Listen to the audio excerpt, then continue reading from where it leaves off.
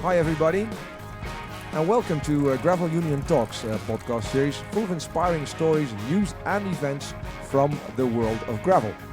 Each month we will be talking with guests who are passionate about riding off the beaten track, adventure riding, bikepacking and ultra gravel racing this time. I'm your host Carlo, and behind the microphone in Newcastle upon Tyne, Olly Townsend. How are you doing? Very good, thank you. How's things with you? Yeah, excellent. The weather's just fine over here. It seems to have been sunny for weeks and weeks and weeks, hasn't it? I mean, all our trails have turned to dust, which is amazing. Exactly. I had a ride yesterday and it was really dry. So we've been complaining last year about rain and even more rain, and now it's dry even, maybe a little. Well, we're like farmers, we're always complaining. Let's go over to the intro for our guest. We will be chatting with her later. Ultra distance racing seems to be ever growing in terms of popularity and the level of challenge that they offer. While the thought of riding 400k a day for days on end has very limited appeal to many of us, for some people, ultra distance events have a magnetic appeal that draws riders into them. That's exactly the case for our guest for this month, Nicole Van Batenburg, a Dutch cyclist who started off as a road racer, but soon discovered her love of racing and winning ultras. Well, welcome, Nicole.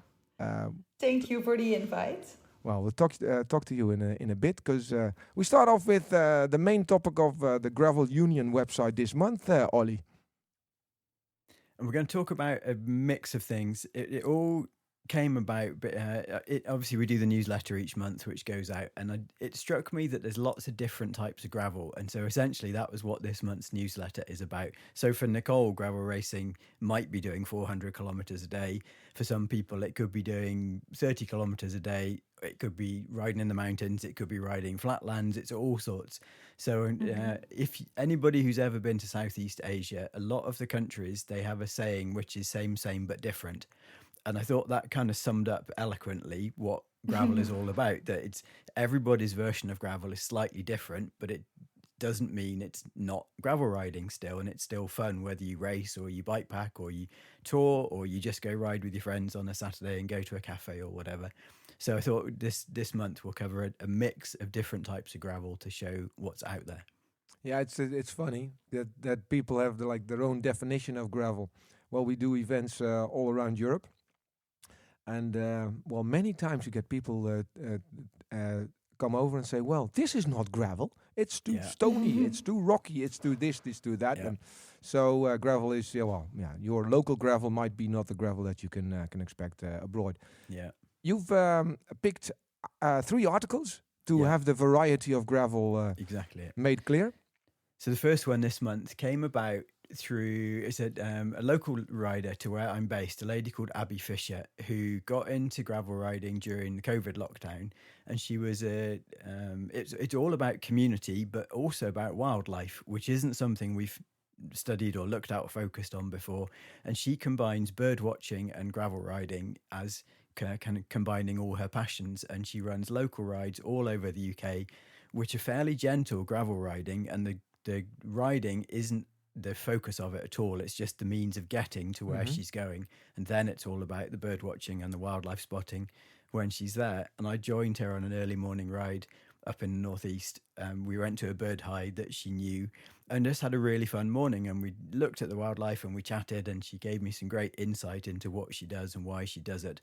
And I thought it made such a good story because it's totally different to anything we've done before, and for a lot of people it might combine all of the things they love in one activity. Yeah, sure. And did you get some new knowledge about bird life? Yeah, it wasn't amazing from a wildlife perspective. The experience was great. We didn't see anything really exotic, but there was plenty, and she gave me some really good tips there's a good app, for example, that you can use to identify birds from their bird song. I know. That was great. I've had that on my on my mobile. So we heard lots, but we didn't see that many. But yeah, it was super fun, and it was really relaxing, and it was much more calm and tranquil, and not just about the riding. From the outdoor life to central London, which I wouldn't soon connect to each other, like Central London and gravel riding. But absolutely, there's a new event happening. A new event launched very recently. There's one that Gravel Union has been involved with for a couple of years called North London Dirt, and this is a similar idea where you start in central London and you ride out into the countryside, and it's quite a big loop. It's called the GRA-VIA, and it starts right bang in the centre of a posh, just been regenerated area near King's Cross, and takes them out the whole way out of the city into the countryside and then back in a big loop. So it sounded really fun, and I thought I love urban gravel riding, and this just fitted very well with my. And it's passion. it's like a Strava segment, yeah, exactly. Right? It's got Strava sections built into it, so they called it a race, but it isn't a race in the same way that a UCI one is. It's got timed segments, but most of it is a social riding. Well, it's more for fun then. Yeah. And the last article you picked is in Germany.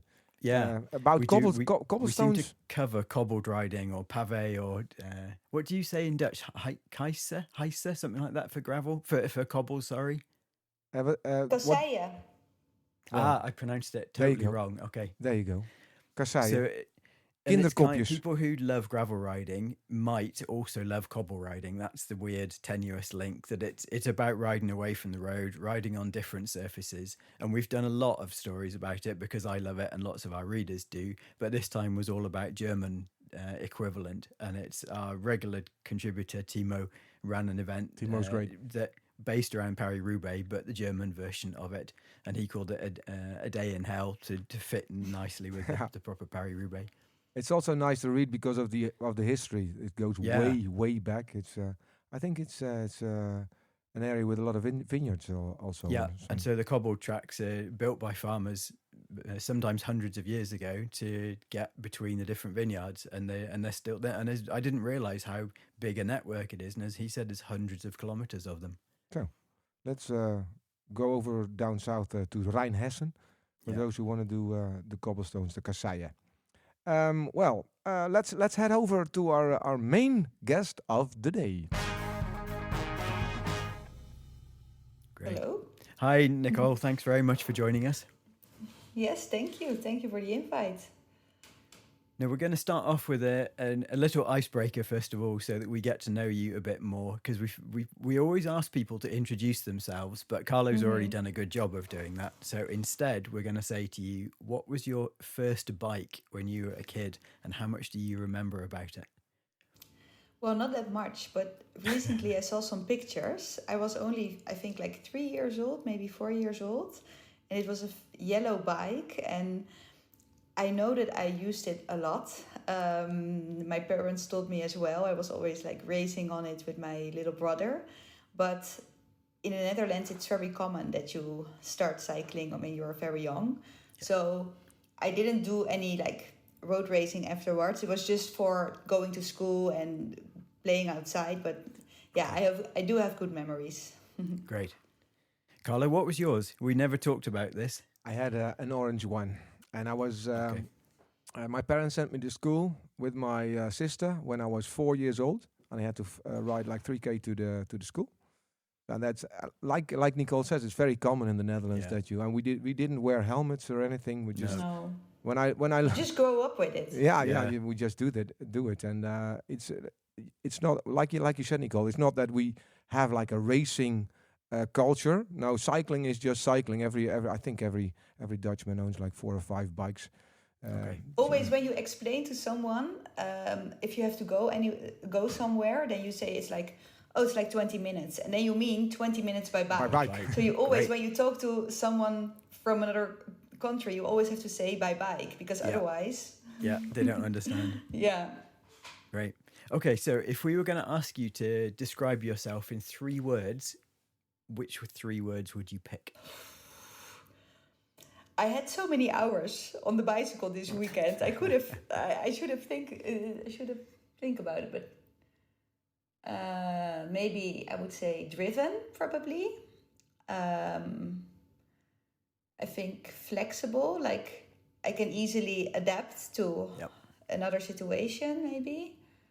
And what else? Energetic. Great. Too much energy always. Yeah, and those fit nicely together, don't they, as well? And certainly for the cycling part of your life. But we're going to talk first of all about the non-cycling part of your life, because you have a really interesting day job. What do you do? And can you kind of explain to people what your role is? Yes, so I work as a press officer for the Red Cross, for the Netherlands Red Cross. So that means that I talk to journalists about, mostly not that nice topics. This morning, we spoke in the news about food poverty in the Netherlands. And it goes from like food poverty, but also to Israel, Gaza. It's all kind of international news, and we are kind of writing down the press releases and try to make as much news about it as possible, because a lot of people don't know about a lot of topics. So that's mainly my role. Okay, great. And you've worked in some pretty amazing parts of the world, and places that are not tourist destinations. They're places you've gone to because there's conflict or because there's problems there. Which is the most memorable one that you've worked in? Well, I think just before I worked for the Red Cross, when I was still a student, I lived in Lebanon for 2 months. I was working there for an NGO. And I think this one was my most memorable because I took my race bike with me as well. So I was working there, but I was also cycling.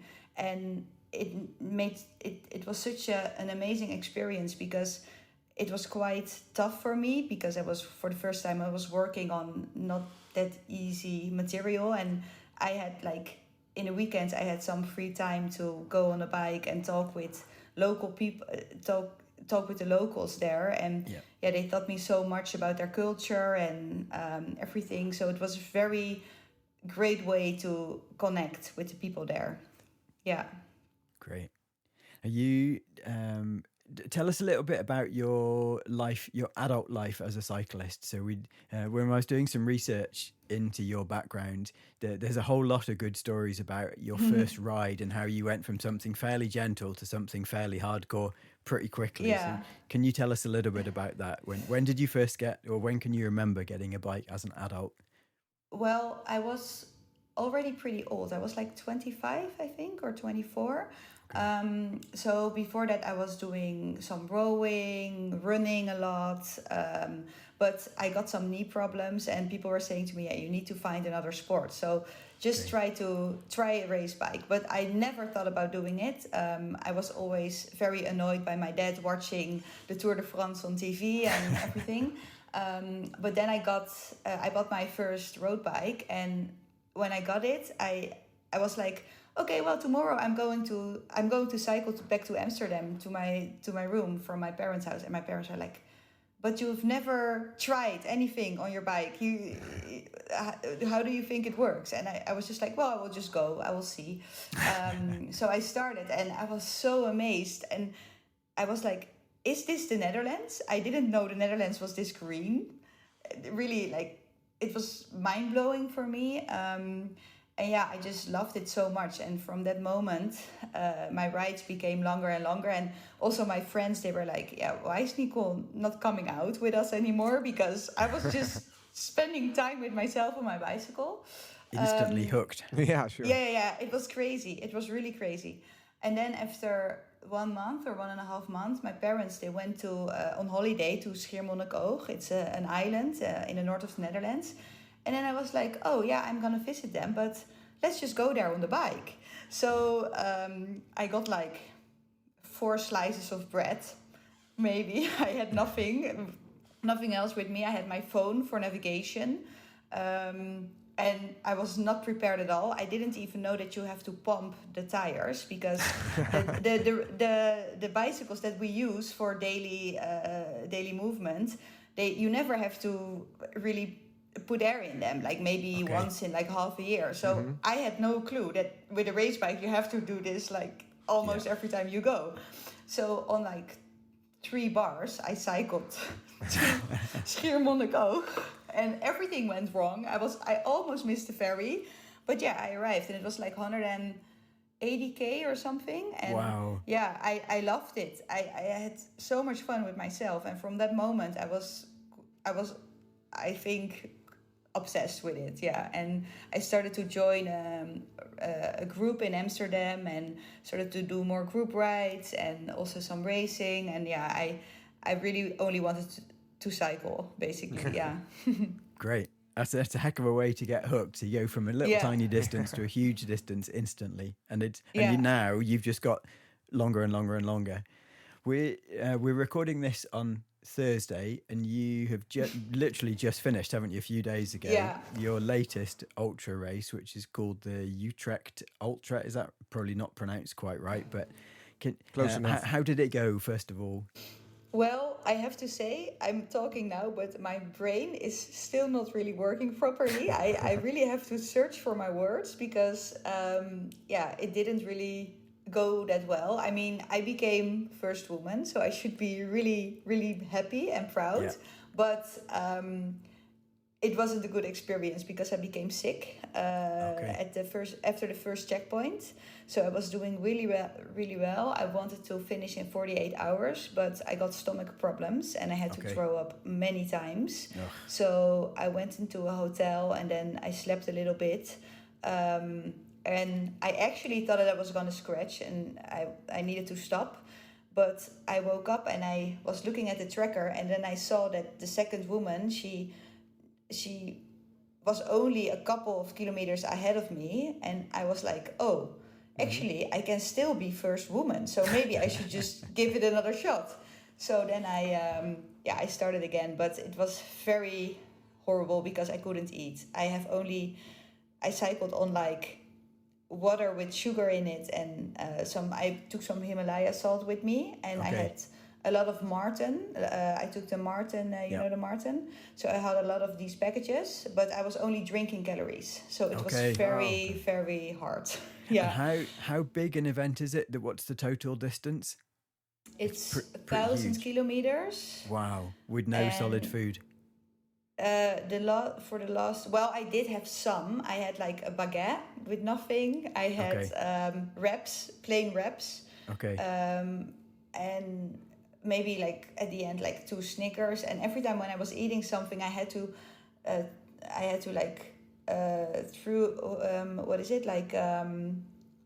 couldn't swallow. So it was like I was like chewing on it for a very long time, and then when I could finally swallow, I really had to like stop sometimes even and drink water afterwards because it was all going really bad. But yeah, I made it to the finish line eventually. I don't know how.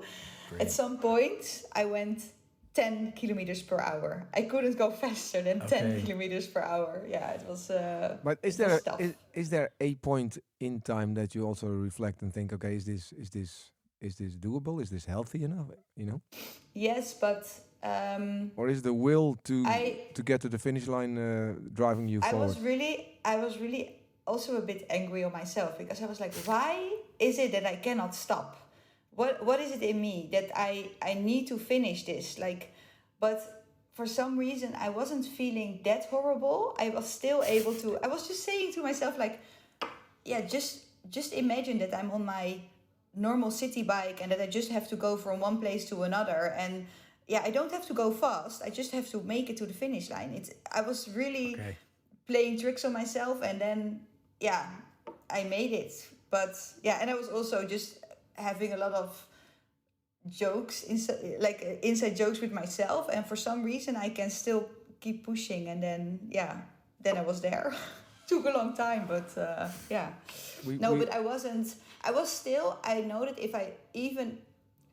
The fact that I was still able to drink the calories and that I have had some food inside of me, I was like, okay, this is still okay. I can still continue. But I think if I would have been completely dried out, then I would have definitely stopped. Like I did scratch one race because I was like, okay, this is not healthy anymore. Yeah. Okay. Yeah. Yeah, we know because we've also been talking to other ultra racers earlier in episodes, that just keeping a pace is sufficient. Exactly. Yeah. Just keep moving. It doesn't really matter how fast you go. If you just move and don't try not to stop too much, it's okay. You will get there. And it's a bigger impact if you stop and then if you just go on a very slow pace. So that was kind of my strategy at the end. But I was still checking on the tracker, and I was like, oh no, Natalie, she's coming closer to me. And at a certain point, she was like only 10 kilometers away from me. And I was like, okay, now I really have to try to push a little bit more, eat a bit more if I can. And but it was a struggle. But I think you changed your goals during the race, because I know you like ultra racing also because it's inclusive. You can, you were seventh, I think ninth overall in Rwanda. So also with Ninth, the men. Yes, yes. Is that right that I'm reading in between the lines that I started off trying to be in the top overall, and then I changed up back and I want to be the first woman. It was really my goal. I never really think about the being the first woman. I always think about I want to be top 10. Yeah. So I always try to look at the results from the previous years, and then I'm kind of like calculating, what would be doable if I look at my own watts and like the things that I've done before, and then I kind of figure out what the time would be possible for me. And mostly when I have it in mind, then it works out. So I like most of the races that I did pretty well, I think. But this time it was really far away from my goal. Yeah. But still. Initially, when you started off in competitive cycling, you didn't do ultra racing. You started off as a road racer. How did you get into road racing, first of all? And then also, what persuaded you that you didn't want to do it anymore? In road racing? You mean how I got into road racing? Yeah. Well, it was actually because when I started to join the group rides in Amsterdam, I was always racing in the streets. And it was very unsafe. And people were saying to me, Nicole, if you would like to go racing, then you can join a club. And it was pretty funny because I didn't even know there were clubs where you could like do road races and stuff. I had no history in cycling or family or friends that were doing it. So I was completely clueless. I also thought that all cycling clothes were super expensive because all the people around me were wearing expensive brands. So I really didn't know anything. And then I started joining the Amstel in Amsterdam. It's a club. And with them, I started doing some small road races. And I did like it a lot. But it was also always... I had more fun in going to the races because then I was just like cycling there by myself and exploring the roads. And then, during the race, I had fun. But I was also really struggling because, I was always super afraid. And I didn't really... I was very... untactical. I didn't get it at all. In my first races, I was always in front because I didn't understand that if you go behind someone, then you will save a lot of energy. Yeah. So I was making all these crazy mistakes. But after a while, it started to click a bit more. But I was always feeling very uncomfortable and unsafe. And when there was an accident, I just didn't understand why people were continuing when someone was bleeding on the ground. And it was, for me, it was such a strange or weird world and very it's just not who I am. So then I decided to quit. Okay, but then from road racing you moved into ultra racing next. How did you find out about your first event, or what made you decide on the event that you chose? Well, it was actually... It was because of Corona, I think, because all the road races, they were cancelled. And I had a lot of free time because that year I actually planned on cycling, on working less and cycling more and doing road races. So I had some time. And then I started to start all the borders of the provinces of the Netherlands. And they became longer and longer because I started in Amsterdam because I was living there. And from there I could do Utrecht, which was like 250, and then I did like North Holland, which was also like 280. But at a certain point, only the big provinces were left. So I had to do Limburg, and Limburg was like 480k or 450k, and I posted it on my Instagram, and then there were people telling me that there were actually more crazy people that were also enjoying long distances. So then I found a group of guys, and they were planning on doing a Rondje Limburg. So I joined Limburg with them, and that was the first time I was cycling through the night. And I had so much fun, and I loved everything about it. And when we were done, I was still feeling pretty energetic, and yeah, I really felt like I could continue. And yeah, that was probably how it started. And I also had one friend that did like race around the Netherlands, and I saw it on Strava. And because he did this, I was kind of looking into races, and but it was quite funny because my first ultra race, when I decided that I wanted to do it, it was like 5 weeks before the start, or like 6 weeks before the start, and it was the only race. There were still spots available, but it was the hardest race ever because it was Bikingman Euskadi. Okay. I don't know if you know it. Yeah, but I know of it. Yeah, and it was 1,000 kilometers with 25,000 high meters of elevation. So it was horrible. Crazy I had never cycled in the Pyrenees. I had barely cycled in mountains. So it was completely a stupid idea. But yeah, I still did it. So yeah, that was my first ultra race. Yeah. And then from there, you moved on. You did a whole series of them, but the first one that you won was 2023, and you did Desertus Bicus, which is for 1,400 kilometers, and it starts off in France, eventually finishes in Spain. And the riders, I think, you plan your own routes, don't you? But you have to go through a set number of checkpoints. Yeah. What was that like to take part in? It was amazing because I was with two friends, and in this race, like usually when you do an unsupported ultra race, you cannot cycle together at all. You really have to do everything by yourself. So you have to get food yourself. If you have mechanical issues, you have to solve it yourself. But with this race, it was allowed to cycle with others. So I started off with two Dutch guys, and it was just an amazing experience. And yeah, at a certain point we lost each other, but yeah, we were also having a lot of fun beforehand because we were planning the route together, looking at places where we could stop. And actually during this race I became really sick. I had a heat stroke, and at that point in this race, I slept. I didn't sleep enough because I always think that I don't need that much sleep. But when there's a heat stroke, you do need to sleep a bit more maybe. And then I went into a hotel, slept for like 8 hours, and then I continued.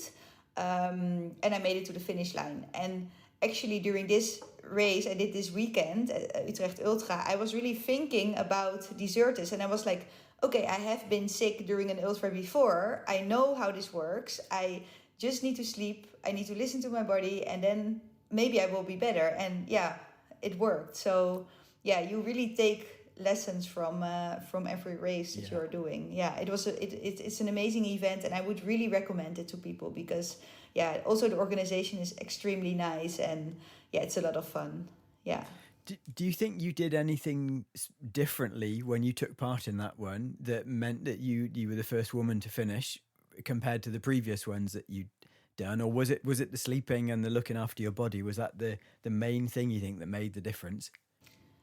Yeah, definitely. I think that just sleeping a bit more and having a shower and taking care of your body is really the way to go and the way to win, because you just feel like you're like I also start a new activity. So when I wake up, so it really feels like I'm just starting again. Okay. So I just forget about everything that has happened previously, and then I just think like, oh, it's just another 400k ride, and then afterwards I'm connecting all the rides together to see what I did. Right. But I really try to just forget about it. Yeah. So it's a mental thing as well as a It's physical thing all. then. I really believe that ultra cycling, it's all it's a mental sport. Of course you have to be fit as well, but it really depends on how you can trick yourself and work it out in your brain. Yeah. Okay. But it's actually downsizing, because you hear that more often. It's like, okay, you do one step at a time, only look an hour ahead maybe. Maybe look forward to having the next meal or maybe the next sleep. Make things very, very little exactly. steps. Okay. Yeah, that's what I'm doing. And also what I'm doing a lot is brushing my teeth on the bicycle, because it gives you a very fresh feeling again. Okay. So mostly I do like 3 or 4 times a day. I brush my teeth.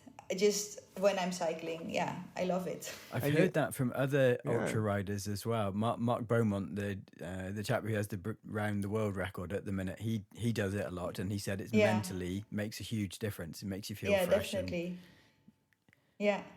So who needs caffeine if you can just clean your teeth?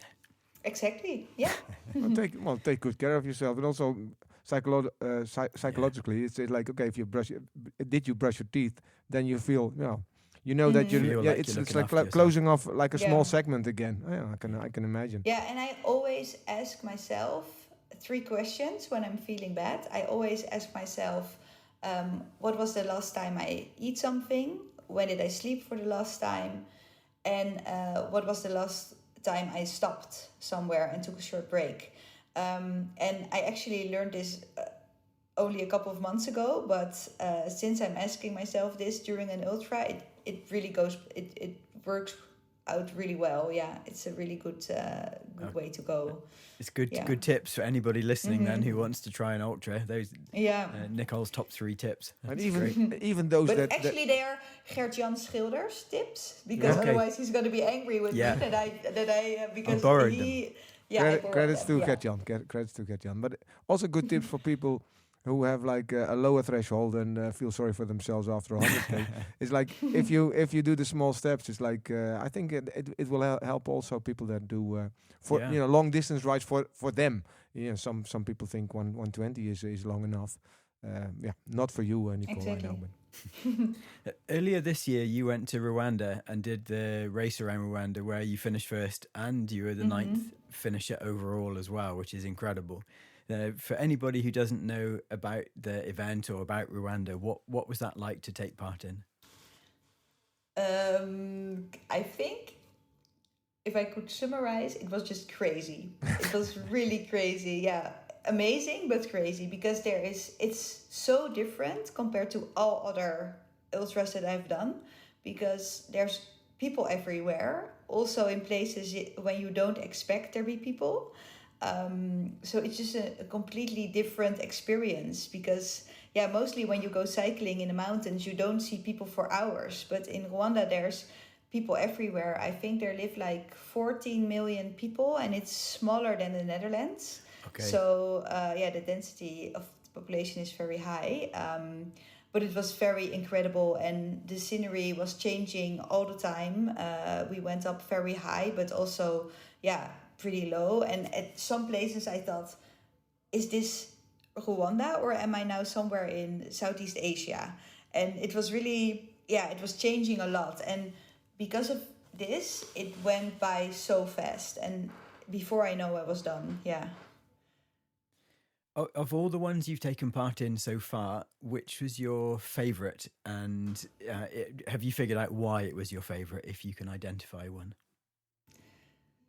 I'm always thinking about this, because everyone is asking me, but I don't really know. Maybe it was Deserters, because it was the first time that I won, and I had a lot of I was really sick, and I was still able to push and finish in the top 20, I think. So, and it was just the first time that I did it so well. So I think that one. But I also I had a lot of fun in Two Volcano Sprint. I did this one in October, and I didn't really do that well, but I still did well, but not like I wanted to be in top 10. Okay. And I had to stop for like 14 hours because I broke a spoke in the middle of the night. It was terrible. But just the whole event and finishing on Sicily, and the people that were taking part of it, they were so nice, and the people there were convincing me that I had to do the unknown race, and I just met a lot of nice people there that I still talk to a lot. So I think that one is also amazing. But there are they all have their own story, and I would also also Taunus, the one that I didn't finish, was amazing. So I really cannot say which one is my favorite, actually. Yeah. How is this the scene? Because there are, you probably talk maybe through Insta or in person to people that do ultras. In the race itself, you're by yourself. But is there a scene? Do you communicate to other riders? How is it? During the race, I'm not communicating with other riders at all, actually. Only when you see someone, you're just talking for a couple of minutes with each other, but you're not really talking, or you cannot work together because it's an unsupported race. So, but mostly before the race or after the race, there's time to hang out with each other. And some races, what I really like is that they start a group chat. And people just start sending in pictures of their gears and asking questions, and that's the way to get in touch with each other, and also via Instagram. I'm really, sometimes I hate Instagram, but I actually also really love it because of Instagram I'm doing these things, because I see people doing ultras or cool stuff, and then I'm like, oh, I want to do that as well. And that's the way, and it's also how I met a lot of people that are like-minded, because before ultra cycling I've never been this happy, and it's really because of the ultra world, I think, and the people that I meet in here. Great. We've chatted to quite a few ultra races over the years, and all of them have talked about the community and the shared experience and the kind of the camaraderie that you get. Even if you're competing, everybody is still friends because you've got this shared love, which is very cool. Yeah, and it's also, but we were discussing this last night. We had the finisher party, and we were discussing that when you're looking at the tracker and you only see the name, during the race you start to imagine how someone would be and what kind of personality someone would have. Okay. But it's just so funny to realize that it's never like that. It's always somebody completely different. And because you really have no clue. So I was thinking all the time that Natalie, that she was really trying to catch me and that she was very focused. She didn't care at all. So it's funny. Yeah. We're going to talk a little bit about training next, because you have quite an interesting take on it in that you don't have a trainer, you don't follow a really rigid schedule, and you do a lot of it by intuition or gut feel or what interests you at the time. Presumably, was this the case even when you were road racing as well? Did you follow a strict schedule then, or is this something you've just always done where you... Well, when I was doing road racing, I did have a trainer. And she really, I got some basic skills about how to train and how Training Peaks works and how to rest and improve your watts. But I just didn't really like it, because I cycle because I like the freedom. But when you stick to a schedule, then you are losing that freedom. And during my work, I don't have freedom because I have to listen to a boss, and if I'm also in my hobbies have to listen to someone that's going to tell me what to do, then it's just not fun anymore. But I'm still very happy that I did work with a trainer, because now I just still do like an FTP test and check out like my watts. But I just don't like it. Basically. Well, if you can be as successful as you are following your own method, then if it works for you, then that's great, isn't it? You don't need to. Sometimes I'm always, every race, I'm saying to myself, I would be so strong if I started working less, and if I maybe take a trainer and be more serious. But then I'm also after a couple of minutes, I'm like, no, Nicole, you're not gonna like it. That's not who you are. You just have to do it on your own gut feelings, and then you just figure it out yourself. And sometimes I go a bit too far. Maybe I train too much, and then I'm sick for a week, and then But that's just for me the way to go. But maybe it will change. You never know. Maybe in half a year I'm thinking differently about this. You never. Could be. But you already mentioned that the mental aspect of the ultra racing is so important that be in balance yourself is probably the best way to go. Yeah, and now to be fair with Utrecht Ultra, I really think I was a bit unbalanced because I only finished the unknown race like 1 month ago. I had a very busy period with work. But I also wanted to do well in the race, and it was just too much. My bike, I got a new bicycle like 2.5 weeks before the start. So my planning wasn't that good, but I was still having this goal in my mind. So this was really another lesson to me, like, okay, I have to slow down a bit. So now I'm just going to do off season. Okay. Yeah. We should talk about your bike a little bit because we've done you and your background and your training and your methods, but we haven't talked about kit at all. One of the things that I noticed when I was looking through your Insta profile is that you really, really love your gravel bike, and you took it, for example, you did a race called the Dutch Masters of Mountain Biking, but you did it on a gravel bike. Was this a deliberate choice, or was this because you didn't have a mountain bike, or you just thought it'd be more fun on a gravel bike, or what made you think that? Well, to be fair, I just didn't think about it at all. I was just like, I have a gravel bike. I want to participate in the race. Let's just go on that bike. Okay. And then at the start, this was so horrible because I didn't think about my tires at all.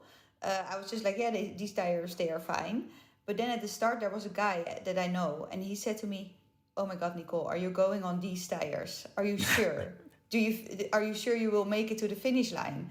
But because he said this to me, the whole race, I was thinking about my tires, and but before that, I was fine. I had I was not afraid that there was gonna happen something. But okay, at the start, I saw a lot of people on mountain bikes, big tires, and I was kind of like, okay, maybe this is gonna be tricky, but mostly I'm just like a bit naive maybe, but I just go and see. Great. And then in the end it went out, it was, I became second, I think. I wasn't that far away from the other girl, Fika. So it did work out well. But next year I will go on a mountain bike. Okay. But I still don't have it. I have to buy one. Yeah, okay. I don't have one yet. Yeah, maybe ask Cliff if they can support me a bit with a mountain bike. Yeah. Because I really want to do Atlas in February. Yeah. So I do definitely want a mountain bike for that. Yeah, I wouldn't start that race on a gravel bike. No, it would be possible, but it wouldn't be any fun. No, exactly. Yeah. No, I'm very, sometimes it's probably because I don't really have enough time to think through everything that much. Okay. But when I do an ultra race, then of course it's different. Then I will really think about my tires and really ask for advice and discuss it with the other participants. But when it's just like a 200K race, and it doesn't really matter that much, I'm kind of like, let's see how it goes. Great. Well, if you can do it and come second, then it shows you.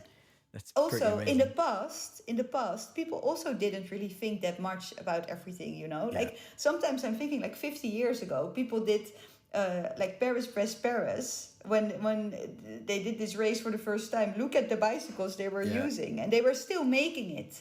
Maybe not that fast, but. Yeah, it was working out. So why wouldn't it? Like now we have all this knowledge and so I'm kind of I'm always just let's see. Okay. If you were going to, so let's say next month you're going to do another ultra and you're thinking about what stuff you're going to pack to take with you, is there one thing that you always take to each of your events, whether it's some clothing or some kit, or do you take a memento or something that inspires you, or what if you could only have one thing, what would it be? A spare bib shorts. Okay. Practical and Yeah, important. because this is also why I still haven't done the TCR, because I'm so afraid of my saddle sores. And this is really a struggle. And also during this race, I didn't have that many problems, but now I'm in a lot of pain. So and it keeps coming back. And I had to scratch in Germany because of this. So this is really something that I always would bring. Yeah. Okay. What's next? I know. Okay, if you were going to give someone some advice who was going to sign up for their first ultra, what would your top tips be? I mean, you've given us your 3 a minute ago about what you do, but is there something you would say to somebody else before they set off on their first one? Don't be too hard on yourself, because a lot of people, it's very hard to think how fast you will go and how much time it's gonna take if you've never done an ultra. So there were actually 2 guys participating in Utrecht Ultra, and they were pretty sure that they could finish with an average speed of 27 kilometers per hour. And the winner didn't even, well, maybe he did it, but yeah. So just think like only finishing is enough. I don't have to do that well. It's already a huge achievement if you just make it to the finish line, and after that you can think about different goals maybe. So that would be a tip. Also practice with some basic skills so that you can switch a tire, or maybe just some basic knowledge about mechanical issues, of course. And also practice with eating, because if you don't eat, well, you just won't go fast, or you won't move at all, because you really need some food.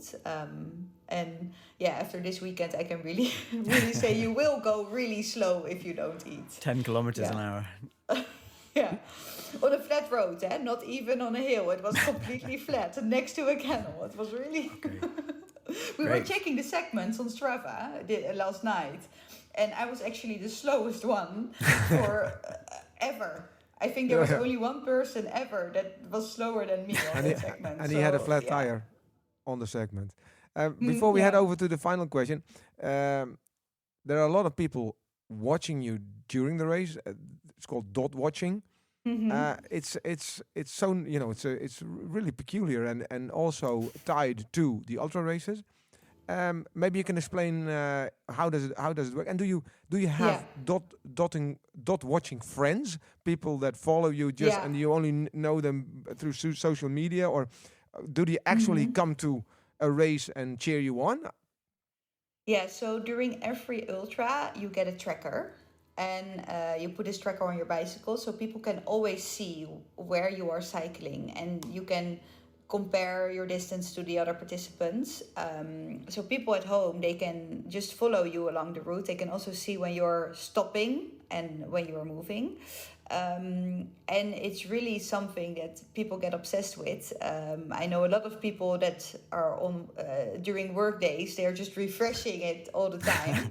And I do have some people that always dodge watch me, and I really don't know how they look like. They just send me a direct message in my Instagram, and they say, I'm gonna dodge watch you. Maybe I will wave as well, because now it was in the Netherlands, so there were actually people outside waving as well. And it's really amazing, because it's, even if you don't know somebody, just a smile or someone saying go, go, go to you, it's really, it gives you a lot of positive energy.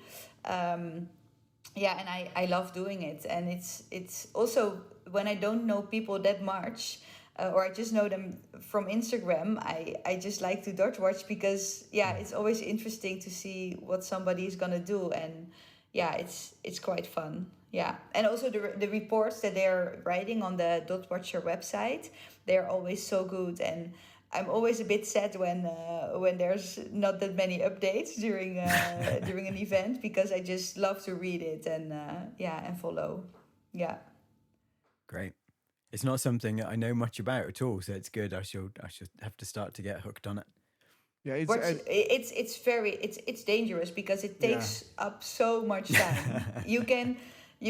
I'm also sometimes I'm like comparing the average speed of somebody to another person, and then I'm like, oh, okay, if this person is here now, then it would take this long for the other one to get there. It's really, it's also another hobby. Okay.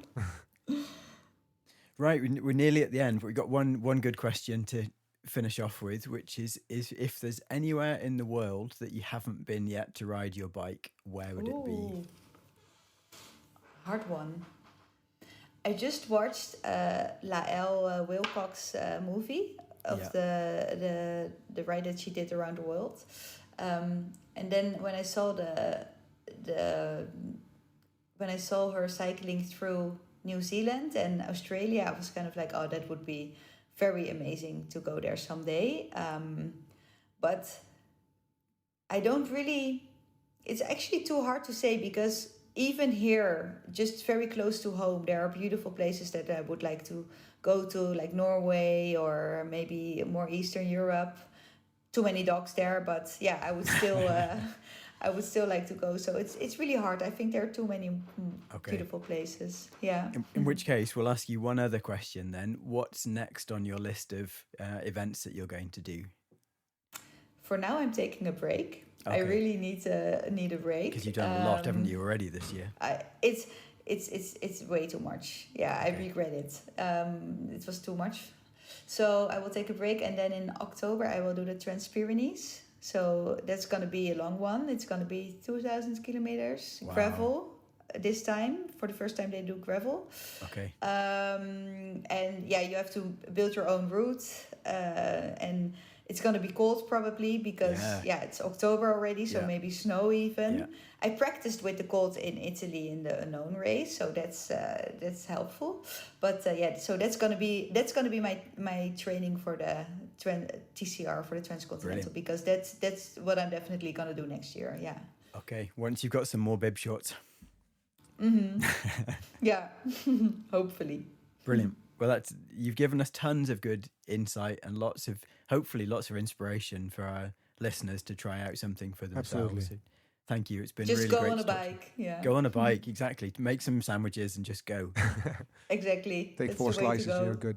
Okay. Thank you so much. Thank you, Nicole, for being in our show, and thanks everybody for joining us on this month's edition of Gravel Union Talks. If you have any suggestions for guests or topics you would like us to feature in future shows, then please reach out to us through Instagram, get in touch through the website, or send an email to info@gravelunion.cc, and Olly will personally get back to you. So that's if they're lucky. We're a tiny organization, so we get to the editor-in-chief just by sending him an email. We'll try to fit your guests and topics into the show. Please like and star us on your favorite podcast platform, and make sure to leave some hopefully positive remarks. Don't forget, if you like what you've heard in this episode, there's lots more great stories, features, news pieces, and all the latest gravel event information over on the gravelunion.cc website. Special thanks to Martijn for designing our very own music and jingles, and Ruben for editing the show. Thanks to you all again for listening, and hope you can join us again for the next episode of Gravel Union Talks.